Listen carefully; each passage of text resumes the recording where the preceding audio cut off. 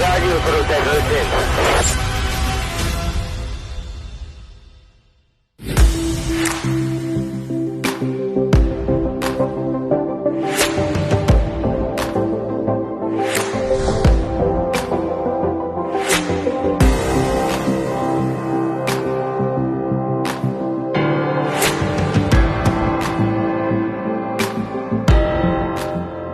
Ал Өнербек, қайырлы күн, өзіңізді таныстырып өтсеңіз.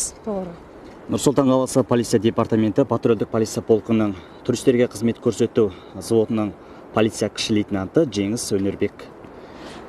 Жалпы осы туристік полицияның негізгі мақсаты, міндеті, атқаратын қызметі туралы толығырақ бізге айта кетсеңіз. Туристік полицияның негізгі міндеті алыс жақын шетелдерге келетін қонақтарға қызмет көрсету.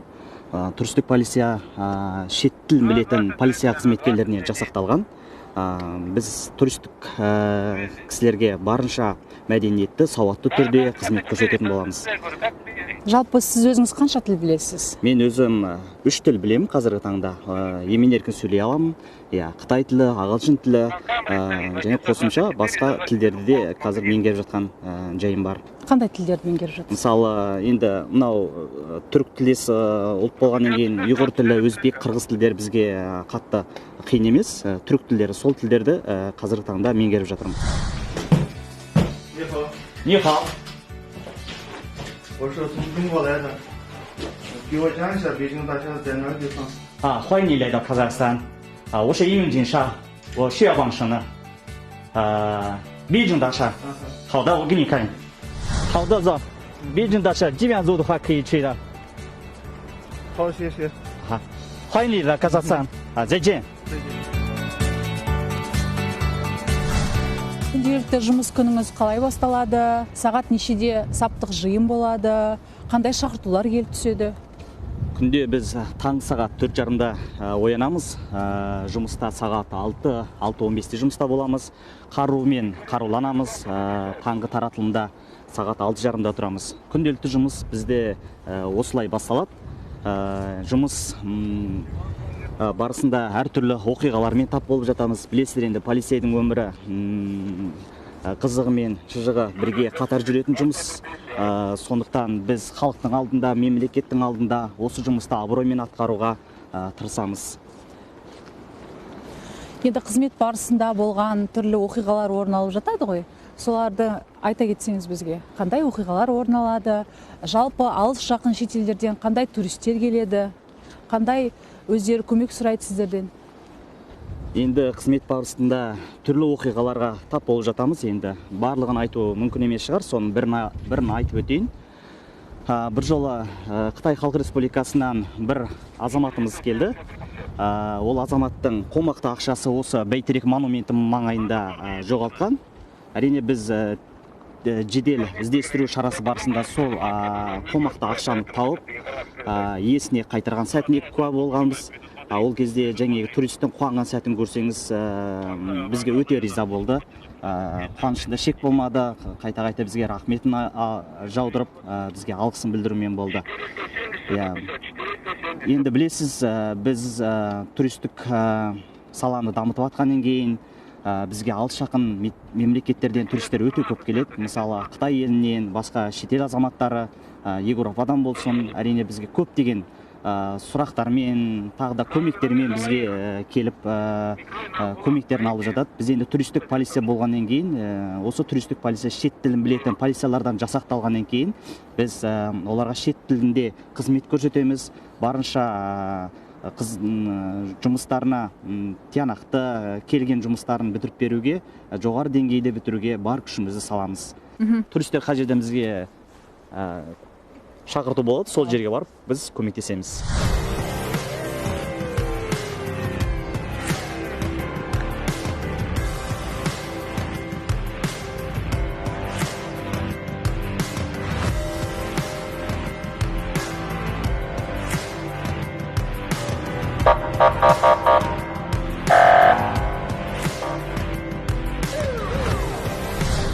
күнделікті жұмыс барысымызда осы Есіл ауданы бойынша шақыртулар болатын болса, қыс мезгілінде осы автокөлікпен, патрульмен барып жұмыс атқаратын боламыз. Қыстық уақытта, енді жаз мезгілінде электрлік қуат көзімен, қуаттала көліктермен барып жұмыс атқарамыз. Осы Есіл ауданы бойынша барлық шақыртуларға, туристік шақыртуларға біз барып жұмыс атқарамыз. Білесіздер, Есіл ауданы аумағы кішкентай емес, жылдан жылға үлкейіп келе жатыр. Енді туристік полиция болғаннан кейін шетелден келетін қонақтар, туристер жылдан жылға көбейіп келе жатыр. Сондықтан біз осы автокөлікпен барлық шақыртуларға үлгеріп барып, сол шақыртулар бойынша жұмыс атқаруды, жедел қимылдауды жоспарлап іске асыратын боламыз. Бекет 9 байланыста орталық.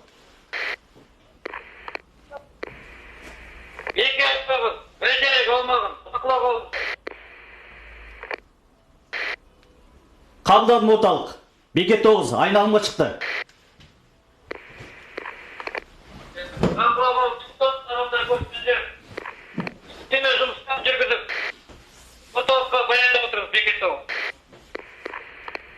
Қабылдадым Бекет 9. Бекет 9 айналымға шықты. Өнербек, енді осы елордамыздың аумағында туристік полицияның қанша пункті жұмыс жасап жатыр? Ел аумағымызда осы Нұр-Сұлтан қаласында 4 бекет жұмыс атқарады. Бәйтеректің қасында, пирамиданың қасында, Экспо, сосын Қазақ елі монументінің қасында. Сіздер сол маңайларға кезекпен жұмысқа түсіп отырасыздар ма қызметке? Иә, дұрыс айтасыз, біз сол бекеттерге күнделікті ауысып түсіп отырамыз. Иә, күнделікті біздің жұмыс режимімізге байланысты ауыстырып бізді қойып отырады сол бекеттерге. Біз сол бекеттердің аумағын барлығын құқықтық тәртіппен қадағалаймыз.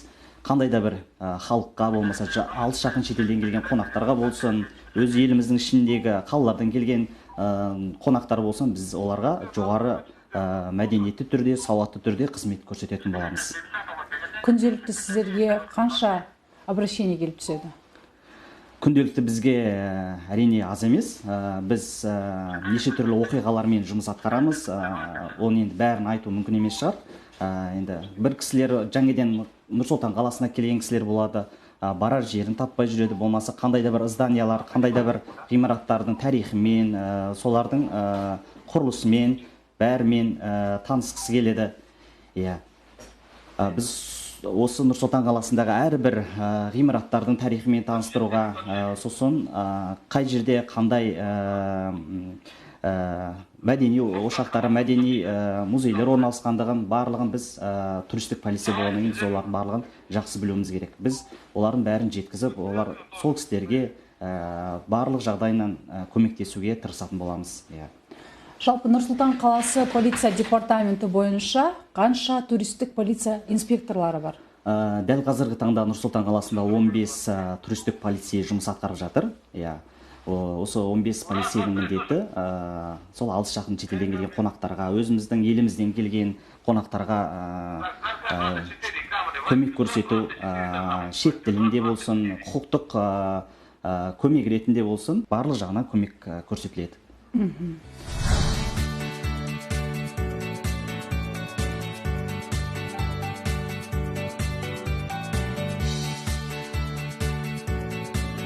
Полиция қызметкерлері қоғамдық тәртіпті қорғап қана қалмай, бос уақытында спортпен және шығармашылық жұмыстармен де айналысамыз. Енді бос уақытым болған кезде балаларыма арнаймын, отбасыма арнаймын, және өзімнің жан дүниеме жақын өлең жазумен айналысамын. Өлең жазу менің жан дүниеме өте жақын. Жұмыстан түскеннен кейін осы үстеліне келіп, отан туралы, ел, жер туралы, тіл туралы және балаларым туралы өлеңдерімді осы жерде шығарамын. Және сол өлеңдерді жазып қана қоймай, оны поэзия тілінде сайрата білемін. Поэзия тілінде жан дүниесі жан бітіріп, достарыма, таныс достарыма жіберіп, солардың алғысын алып жатамын. Осы ел кезеті порталы үшін арнайы жазған бір өлеңім бар еді, соны оқып беруге рұқсат етіңіздер. Қазағым көсем ел, көгерген ел, алыбын тал бесікте бөлеген ел, құрып әдет салт сананы маңға зелім, сәбиін адалдыққа жебеген ел. Қазағым пейілің кел, пейілің кең, қойның кең, туада адалдыққа бойың ұрбең, сайрандап сақарада сауық құрып ат үсті әуелелі ойының мен.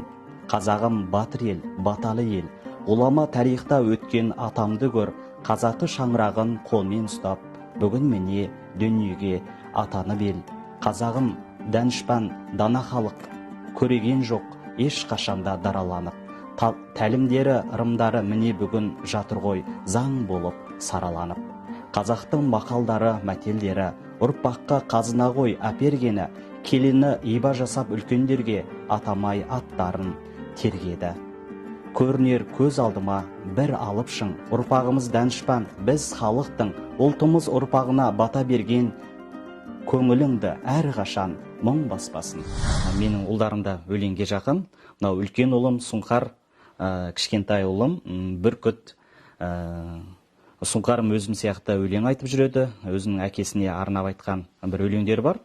Әкеңе арнаған өлеңді оқып бере ғой. Әкем деген алдақты, алтыннан да салмақты, қиын-қиын жолдаудан қолықпаймын мол болды. Әке деген асқау тау, өтем оны алдақтап.